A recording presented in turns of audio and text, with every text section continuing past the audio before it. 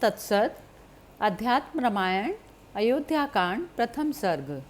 नारद जी का भगवान राम के पास में आना।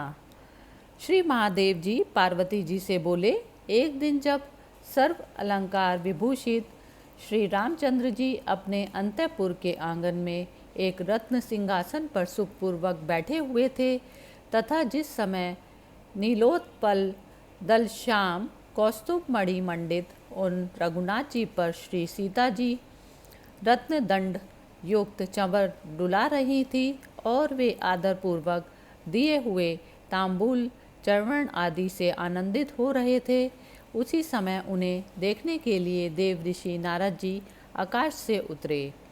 शुद्ध स्फटिक मणि के समान स्वच्छ और शरचंद्र के समान निर्मल दिव्य मूर्ति श्री नारद जी को इस प्रकार अचानक आते देख भगवान राम सहसा उठ खड़े हुए और सीता जी के सहित प्रेम और भक्तिपूर्वक हाथ जोड़कर पृथ्वी पर सिर रखकर उन्होंने उन्हें प्रणाम किया।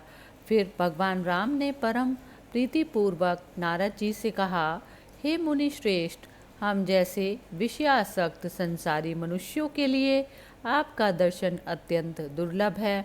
हे मुने, आज अपने पूर्व जन्म कृत पुण्य पुंज के उदय होने से ही मुझे आपका दर्शन हुआ है, क्योंकि हे मुने, पुण्योदय उदय होने पर संसारी पुरुष को भी सत्संग प्राप्त हो जाता है।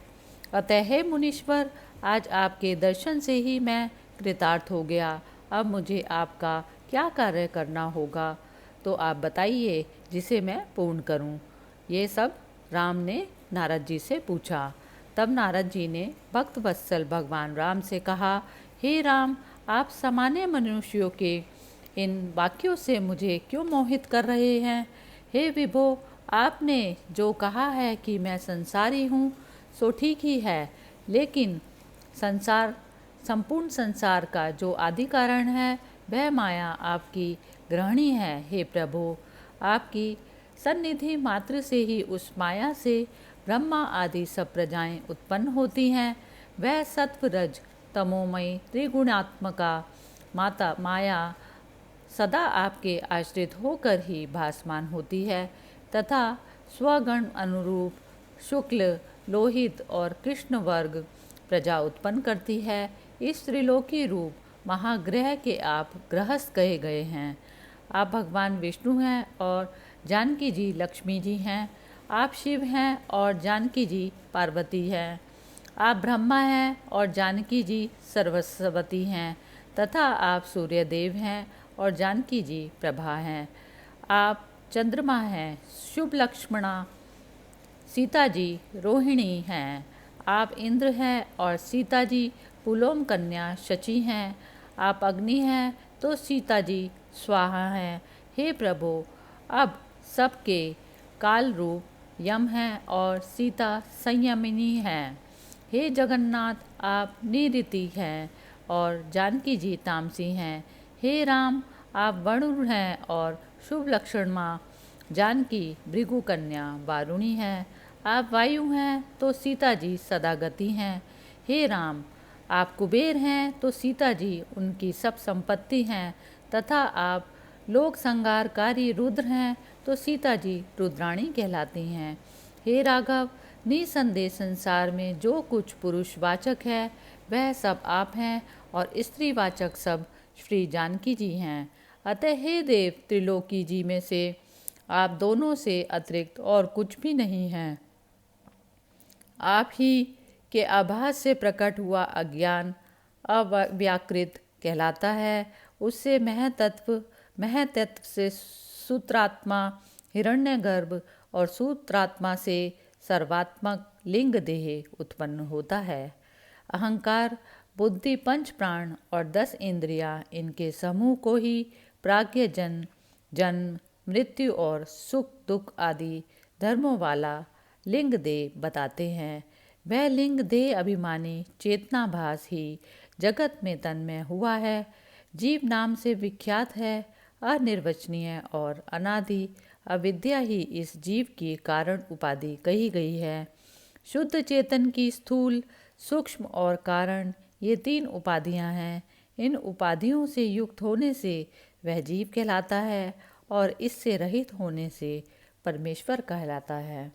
हे रघुश्रेष्ठ, जागृत, स्वप्न और सुषुप्ति ऐसी तो 3 प्रकार की सृष्टि है, उससे आप विलक्षण हैं और उसके चेतन मात्र साक्षी हैं।